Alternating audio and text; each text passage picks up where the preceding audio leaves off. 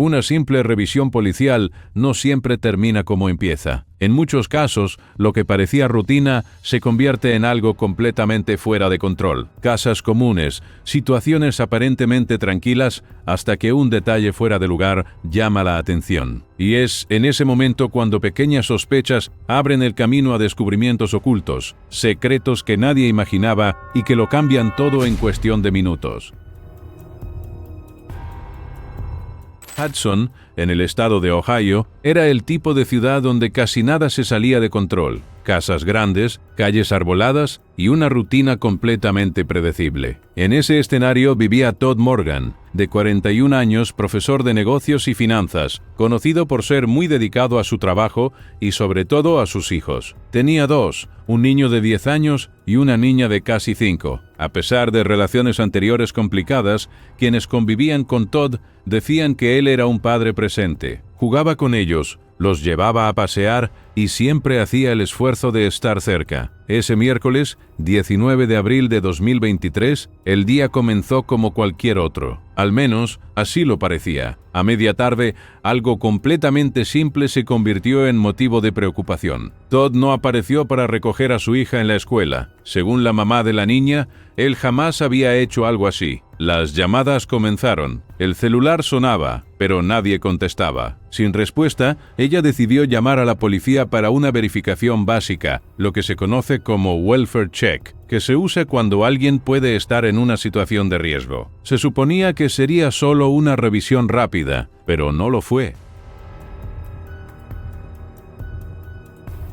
Era alrededor de las 7 de la noche cuando los policías llegaron a la casa de Todd. El lugar estaba en silencio, aparentemente normal desde afuera, pero bastó entrar por la parte trasera para darse cuenta de que algo estaba muy mal. Ya en la entrada, encontraron a Todd tendido en el suelo. La escena era confusa y dejaba claro que algo grave había pasado ahí. La primera impresión podría sugerir un caso aislado dentro de la misma casa, pero un detalle llamó la atención de inmediato. No había ningún arma visible cerca. Y con ese detalle, todo cambió. Mientras esperaban refuerzos, los policías empezaron a revisar el resto de la casa. Y cuanto más miraban, más raro se ponía todo. Había cápsulas dispersas en distintos puntos, incluso cerca de la escalera, lo cual no encajaba con una sola acción en un solo lugar. En uno de los cuartos de los niños había una alcancía tirada en el suelo con monedas esparcidas, pero el resto del ambiente parecía intacto. No había señales claras de invasión ni desorden generalizado. En el cuarto principal la situación era diferente. La cama estaba deshecha, había botellas abiertas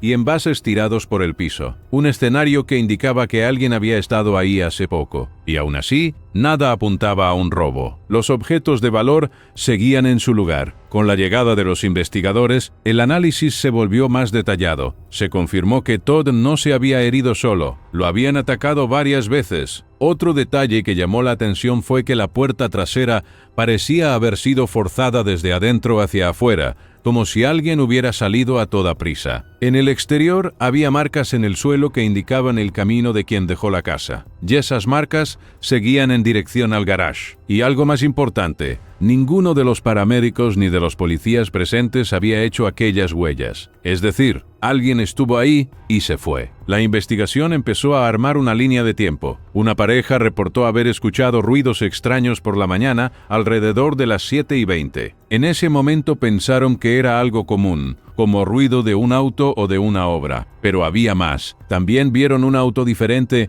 en el garage de la casa de Todd, un vehículo claro que normalmente no estaba ahí. Según el relato, una persona salió de la casa, fue hasta el auto, agarró algo y volvió. Después salió de nuevo y esta vez se fue. Todo ocurrió en pocos minutos. Mientras los investigadores reunían esta información, surgió un detalle decisivo. Se había hecho una llamada al número de emergencias aquella misma mañana, a las 7:21. La llamada no tenía voz del otro lado, era como si hubiera sido hecha por error, pero no era cualquier error. El número fue rastreado. El teléfono usado en la llamada estaba registrado a nombre de una mujer, Terriona Pascal, y tenía características que coincidían con la descripción de los vecinos: complexión pequeña, cabello largo y un auto compatible con el visto en la casa. A partir de ahí, el foco de la investigación cambió por completo. Con autorización judicial, los investigadores analizaron los datos del celular de Terrayona y lo que encontraron fue muy directo. A los pocos minutos de la llamada al número de emergencias, el teléfono estaba en movimiento, alejándose de la zona de la casa y entrando a una autopista. Y otro detalle, el celular de Todd siguió ese mismo recorrido durante un tiempo, antes de dejar de emitir señal. El teléfono nunca fue encontrado. La situación se complicó todavía más para Terrayona cuando empezaron a aparecer otros elementos. Su vehículo fue identificado en imágenes de cámaras de seguridad. Las huellas encontradas en la casa coincidían con un tipo específico de zapatillas que ella usaba, algo comprobado por fotos en redes sociales. Y dentro de la casa también se encontraron indicios que la vinculaban directamente. Y había más. Los investigadores descubrieron que Todd y Terrayona se habían conocido a través de una app de citas. A partir de ahí, empezaron a chatear por mensajes. El día de los eventos, Todd llegó a enviarle dinero por una aplicación. Y poco después, intentó hacer otra transferencia, esta vez por un monto mayor. Sin embargo, esta segunda transacción nunca se completó. Una vez que el caso ganó repercusión, Terrayona comenzó a buscar información sobre el crimen en Internet. Lo buscó por su nombre y también buscó info sobre rastreo de celulares. Y lo hizo varias veces. Para colmo, cambió de teléfono y de número pocos días después. Cuando fue localizada, a ella la llevaron a declarar. Durante la conversación, negó conocer a Todd y dijo no recordar haber estado en la ciudad, pero los datos no dejaban ningún margen de duda. La ubicación, los registros, las imágenes, el historial de mensajes, todo apuntaba directamente a ella. Al principio se declaró inocente.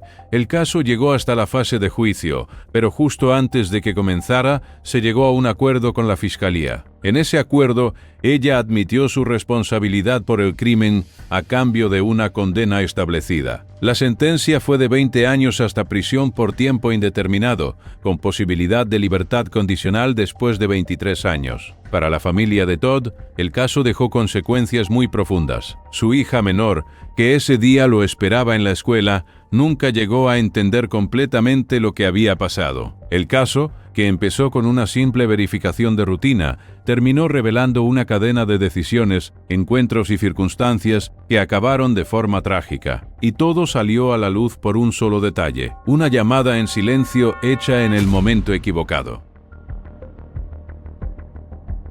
En la mañana del 22 de mayo de 2020, una calle tranquila en Wellington, Connecticut, se convirtió en escenario de desesperación en cuestión de minutos. Las primeras llamadas a la policía comenzaron a llegar de forma casi simultánea. Los vecinos hablaban atropellados, sin entender bien lo que estaba pasando. Un vecino decía que alguien estaba siendo atacado en la calle. Otro reportaba que 2 personas estaban gravemente heridas. Hubo quien miró por la ventana y vio una escena difícil de explicar: hombres tirados en el suelo y un joven huyendo en una motocicleta. En medio de la confusión, una información llamó la atención de quienes atendían las llamadas. El atacante parecía estar usando algún tipo de hoja grande. Cuando la policía llegó, encontró a 2 hombres caídos en la calle. Uno de ellos era Theodore Demers, de 62 años. El otro, John Franco, de 80. Las heridas indicaban que no había sido una pelea común. Era algo mucho más violento. Pronto quedó claro que el ataque había sido realizado con una espada parecida a una katana. Los testigos comenzaron a reconstruir lo que había ocurrido minutos antes. Todo comenzó cuando un joven apareció pidiendo ayuda con una motocicleta. Theodore, que vivía ahí, decidió ayudar. Tomó un vehículo y llevó al chico hasta una zona boscosa donde estaba la moto. Solo que en algún momento la situación se salió completamente de control. Theodore volvió corriendo hacia su casa, gritando. Detrás de él venía el joven, ya con la espada en mano. Fue ahí, en medio de la calle, donde todo ocurrió. John Franco, el vecino de 80 años, escuchó el alboroto y salió a ver qué pasaba. Intentó intervenir, pero terminó siendo herido también. A pesar de sus heridas, logró sobrevivir. Theodore, en cambio, no resistió las heridas camino al hospital. La escena dejó a los vecinos en shock. Nadie entendía el motivo. No había discusión previa, no había ninguna conexión clara entre las víctimas y el atacante. Parecía totalmente aleatorio. El sospechoso huyó justo después del ataque. Los testigos dijeron que se fue en una motocicleta roja usando casco. Horas después, esta misma moto fue encontrada abandonada en una zona boscosa, a varios kilómetros de allí. La policía logró rastrear el registro del vehículo. El nombre apareció rápidamente: Peter Manfredonia, un estudiante universitario de 23 años vinculado a la Universidad de Connecticut. A partir de ese momento, el caso dejó de ser un ataque aislado y se convirtió en una cacería. Mientras buscaban a Peter, los investigadores empezaron a reunir información sobre él. Sus familiares contaron que tenía problemas de salud mental, con señales de depresión y comportamiento inestable. También había una relación conflictiva con su exnovia, que había terminado pocos días antes, pero en ese momento nada explicaba el nivel de violencia del ataque. Y lo peor, todo indicaba que seguía suelto y en movimiento. 2 días después, la policía recibió una nueva pista. Encontraron un camión abandonado cerca de un parque. Esto llevó a los agentes hasta una casa cercana. Cuando encontraron a un hombre de 73 años en el sótano. Estaba atado y visiblemente perturbado. Según su relato, Peter había irrumpido en la casa sometido al dueño mientras dormía y lo mantuvo secuestrado durante cerca de 24 horas. Durante ese tiempo, se presentó con otro nombre e intentó actuar de manera aparentemente tranquila, pero al mismo tiempo mantenía el control total de la situación. En cierto momento, mientras veían una nota sobre el ataque en la televisión, el propio dueño de la casa se dio cuenta de que tenía frente a él al sospechoso que la policía buscaba. Antes de huir, Peter se llevó el auto de la víctima y dinero en efectivo. Al día siguiente, la situación empeoró aún más. Se registró una nueva llamada de emergencia, esta vez en la ciudad de Derby, también en Connecticut. Un hombre desesperado pedía ayuda diciendo que su hijo había sido atacado dentro de su casa. Cuando llegó la policía, encontraron al joven sin vida. Era conocido de Peter, alguien con quien había estudiado años atrás, pero lo que más preocupaba en ese momento era otra información. La novia de la víctima había desaparecido. La joven, llamada Shannon, fue llevada por Peter después del crimen. Según ella contó después, todo pasó muy rápido. Se despertó con una discusión entre los dos. En cuestión de segundos, la situación escaló. Peter tomó control de la casa y la obligó a agarrar las llaves del carro. También tomó dinero y la forzó a manejar. Durante la huida la amenazaba constantemente. A pesar de todo, decía que no quería hacerle daño siempre y cuando ella obedeciera. Cruzaron varios estados, saliendo de Connecticut y siguiendo por las autopistas. Shannon intentó varias veces llamar la atención durante el trayecto. Manejó de forma extraña, pensó en detenerse en lugares concurridos, pero siempre bajo vigilancia. En determinado momento, ya en una parada de descanso en Nueva Jersey, ella logró convencer a Peter de cambiar de plan. Le dijo que ya no aguantaba más manejar y sugirió que él pidiera un auto por aplicación. Él aceptó. En el lugar, un repartidor ayudó a llamar el transporte. Fue ahí donde Shannon logró avisar discretamente lo que estaba pasando. Contó que la estaban reteniendo ahí contra su voluntad y que el hombre que estaba con ella era buscado por la policía. En cuanto Peter subió al auto por aplicación, ella se quedó en el lugar y pidió ayuda. Ese llamado cambió el rumbo de la investigación. Con la nueva información, la policía comenzó a seguir los últimos pasos de Peter. Fue visto en cámaras de seguridad circulando por distintos lugares, incluyendo un supermercado. Durante varios días siguió huyendo, moviéndose entre estados y evitando contacto directo. Pero el cerco se estaba cerrando. 5 días después del primer ataque, Peter fue localizado en una gasolinera en Maryland. A diferencia de lo que muchos esperaban, no opuso resistencia. Fue abordado y detenido sin ningún enfrentamiento. La secuencia de eventos finalmente había llegado a su fin. Durante el interrogatorio, Peter habló muy poco sobre los crímenes, evitaba responder preguntas directas y cuando lo presionaban decía que no recordaba mucho. Mencionó que llevaba días sin dormir y que atravesaba problemas personales. Los investigadores también recordaron un episodio anterior, cuando sus compañeros encontraron mensajes mensajes preocupantes escritos en las paredes del apartamento donde vivía. En ese momento, dijo que estaba pasando por un momento difícil. Aún así, ninguna explicación clara fue presentada para lo que ocurrió esa semana. Con el avance del proceso judicial, Peter terminó admitiendo su responsabilidad por los crímenes. La sentencia final sumó décadas de prisión. En la práctica, recibió 55 años, con todas las penas cumpliéndose al mismo tiempo, sin posibilidad de liberación anticipada. El caso dejó marcas profundas en las familias involucradas y en la comunidad. Todo comenzó con una simple petición de ayuda, algo que podría ocurrir en cualquier lugar. En pocos minutos, la situación se salió de control y dio inicio a una serie de crímenes que se extendió por distintas ciudades y estados. Hasta hoy, muchas preguntas siguen sin respuesta, y lo que más llama la atención no es solo la violencia, sino la rapidez con que todo ocurrió. Un encuentro aleatorio, una decisión equivocada y una cadena de eventos que nadie podría haber previsto.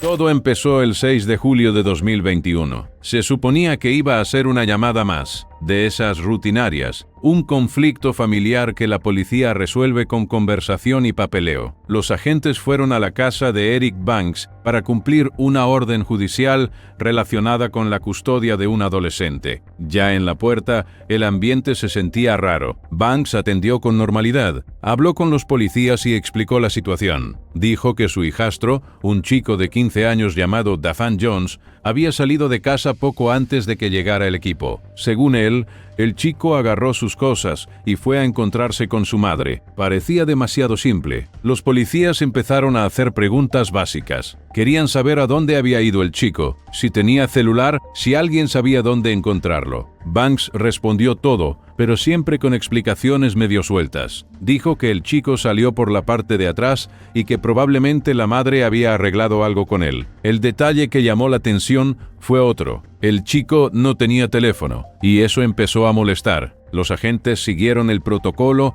fueron al vecindario, preguntaron si alguien había visto al adolescente pasar por la calle. Nada, nadie lo vio. Volvieron adentro de la casa. La idea era recoger las pertenencias del chico y dejar todo organizado para cuando lo encontraran. Banks autorizó la entrada sin resistencia. Dijo que no tenía nada que esconder, pero conforme los policías recorrían la casa, la sensación de que algo estaba mal solo crecía. El cuarto del adolescente estaba ahí. Sus cosas seguían en su lugar. Algunos artículos estaban separados, como si alguien hubiera empezado a empacar pero no hubiera terminado. No parecía cosa de alguien que simplemente se fue. Aún así, nada concreto todavía. Mientras parte del equipo seguía buscando al chico por la zona, otros agentes decidieron hacer una revisión más detallada dentro de la casa. Era un procedimiento estándar. Abrieron puertas, revisaron habitaciones, verificaron áreas comunes. Hasta ahí nada fuera de lo normal, pero cuando llegaron al piso de arriba, la situación empezó a cambiar. Había un acceso a un espacio pequeño, tipo un hueco en el techo, de esos lugares a los que normalmente nadie le presta mucha atención. Pero en ese momento, alguien decidió. Al acceder al espacio, los policías encontraron algo que no tenía sentido con la historia que se había contado hasta ese momento. El adolescente estaba ahí escondido en ese lugar estrecho, aislado del resto de la casa. La escena hizo que toda la situación cambiara de nivel de inmediato. Lo que antes parecía un caso de custodia, se convirtió en algo mucho más serio. El equipo pidió refuerzos, llamó atención médica y acordonó el área. Afuera, la mamá del chico ya estaba llegando y comenzó a cuestionar lo que estaba pasando. Se decía que su hijo estaba dentro de la casa y que algo le habían hecho. Los policías en ese momento todavía intentaban entender todo, pero ya sabían que la historia de que salió por atrás ya no tenía ningún sentido. Y mientras tanto, Eric Banks estaba siendo controlado afuera. Al principio parecía solo nervioso, pero conforme la situación se desarrollaba, su comportamiento comenzó a cambiar. Se puso más agitado. En determinado momento, ya dentro de la patrulla intentó soltarse y reaccionó contra los oficiales. La situación exigió una acción rápida del equipo para evitar algo peor. Durante la contención, él repetía frases inconexas, como si se hubiera dado cuenta de que todo se le había escapado de las manos. Era el tipo de reacción que no encajaba con alguien que minutos antes decía que el chico simplemente había salido de la casa. Con la casa acordonada, los agentes iniciaron una búsqueda más detallada y ahí aparecieron más elementos. Se encontraron prendas con señales de alteración escondidas dentro de un mueble. El espacio donde estaba el adolescente también mostraba señales de improvisación, como si hubiera sido preparado para mantenerlo ahí. Todo aquello era incompatible con la versión inicial. Con cada nuevo hallazgo quedaba más claro que aquella simple llamada se había convertido en un caso grave. El adolescente no resistió. La confirmación convirtió oficialmente el caso en una investigación criminal. Eric Banks, que hasta entonces era tratado como el responsable legal de la casa, pasó a ser el principal sospechoso. La policía reunió las evidencias, cruzó la información y formalizó los cargos. Un detalle que llamó aún más la atención fue el historial del propio Banks. No era un ciudadano cualquiera. Eric Banks era policía del Departamento de Policía de Baltimore, es decir, alguien que conocía exactamente cómo funcionaban los procedimientos, los operativos y las investigaciones. Eso hizo que el caso fuera todavía más impactante. Después del arresto, el caso llegó a la justicia. Eric Banks fue formalmente acusado por el asesinato de su hijastro, además de responder por haber intentado resistirse a los agentes en el momento de la detención. Durante el proceso presentó un tipo específico de acuerdo judicial conocido como Alford Plea, donde no admite culpa directamente, pero reconoce que existen pruebas suficientes en su contra. Al final, fue condenado. La sentencia llegó a 42 años de prisión. Lo que más llama la atención en esta historia es el punto de partida. Todo comenzó con un simple toque a la puerta, un caso de custodia, algo rutinario para la policía, pero bastó una revisión más detallada dentro de la casa para que todo cambiara. Si los agentes se hubieran ido con la primera explicación, el desenlace podría haber sido otro. Casos así muestran cómo los pequeños detalles marcan la diferencia. Una respuesta mal explicada, un comportamiento fuera de lo normal, un ambiente que no coincide con la historia. Eso fue lo que hizo que los policías siguieran mirando. Y fue exactamente esa insistencia la que reveló lo que estaba escondido dentro de esa casa. No olvides suscribirte para ver más videos como este.